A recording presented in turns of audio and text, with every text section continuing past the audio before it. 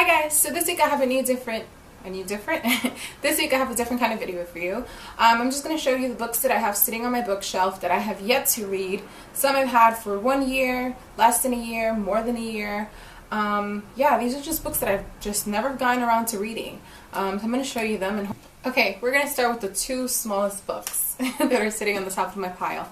I have them like right in the corner. So the first one is this one, Michael Palmer's Natural Causes. So yeah, I actually got this from a former friend whose brother I think was getting rid of the book, and I don't know, I read the back and I decided that I was interested in possibly reading it, and this was years ago, but I have yet to read this still. This is, I guess, a thriller.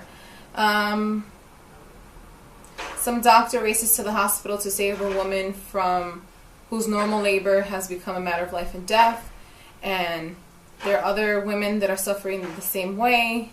And then she realizes that the 3 women who are having complications while they're in labor have all been prescribed this natural prenatal herbal vitamin or whatever that she prescribed to those 3 women. Those are the only things that are in common. So she has to fight to save her career, her reputation, and her life. And she has to try to find some other unknown factor that's linking these 3 women to figure out if it was murder or it was just an accidental death. So I don't know. If you read this, then, you know, if you read any of these books, you can let me know if you found them interesting. Okay, so the next book that I have is this one, Snow White, Blood Red. And this is actually a collection of short stories based on fairy tales written by different authors. So there are 20 stories in here, and I've only read one of them. Yeah, so each author had their own take on famous and not so famous fairy tales, and they put their own kind of spin on it. The one I read was taking a spin on, I think, Snow White. So yeah, I have to finish this. So the next book that I have on my list is Deception by Amanda Quick. I don't have a jacket to show you, but I know Amanda Quick writes romance novels, so this is a romance novel. I'm not exactly sure what it's about, so yeah. The next book I have to show you I've had for years. I got this as a gift. It's The A-List. It's a novel by Zoe Dean, and it says it was a New York Times bestselling series. This is a YA book, and it's about this girl, Anna, who, I don't know, I guess she's hangs out with A-listers or whatever, and it's following her around basically as she's going to parties and meeting people and stuff. And I'm pretty sure I didn't read it because the back didn't seem that interesting to me, but I'll read it to kind of get it off my list. So if you read this and you like it, then let me know. Okay, so the next book I'm going to show you is Kindred in Death by J.D. Robb. And I got this, I think, on the street. It was like some guy selling books in the street like 2 years ago in Harlem. How's that for remembering? And what it says, I guess it's a murder mystery as well.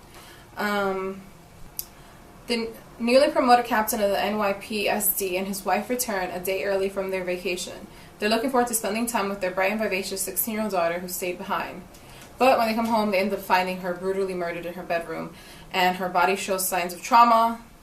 And the captain ends up calling in Lieutenant Eve Dallas to look into what happened to the girl. So I guess the whole book is based on the girl's death and trying to figure out who did it, why, and all that stuff. So, yeah. All my books fell. Okay. Anyways, so the next book I have to show you is called The Serpent and the Moon by Princess Michael of Kent. I'm not sure. Did a princess really write this? Her Royal Highness Princess Michael of Kent. Okay. I'm pretty sure I picked this up in the Medieval Festival. Apparently this is a true story of love, war, and intrigue, and it's set on the backdrop of Renaissance France. And it's about King Henry II of France and Diane de Poitiers. So I guess it's a love story. That's, I guess, well, is this historical fiction? This might be historical fiction then. I did not even, oh, She is a princess. It even has a picture. Okay, that's kind of cool. So apparently the princess is related to both Catherine and Diane. Diane being the female main character in the story. So I guess she just wrote basically about her ancestors in this love story that apparently is true. So this is interesting. If anyone's read this, I'd like to hear your thoughts on this. It's kind of cool. Okay, so this next book that I have is James Patterson's Sam's Letters to Jennifer. I think I picked this up the same place that I picked up the other one, the Kindred and Death. And it's written by James Patterson, like I said. So it says that this is two different love stories intertwined into one. And I guess the main character is a woman who ends up going back to her hometown and going back to the house that she grew up in. She finds a series of letters that are all addressed to her, and she finds out more about herself, and I guess it throws her whole world out of whack.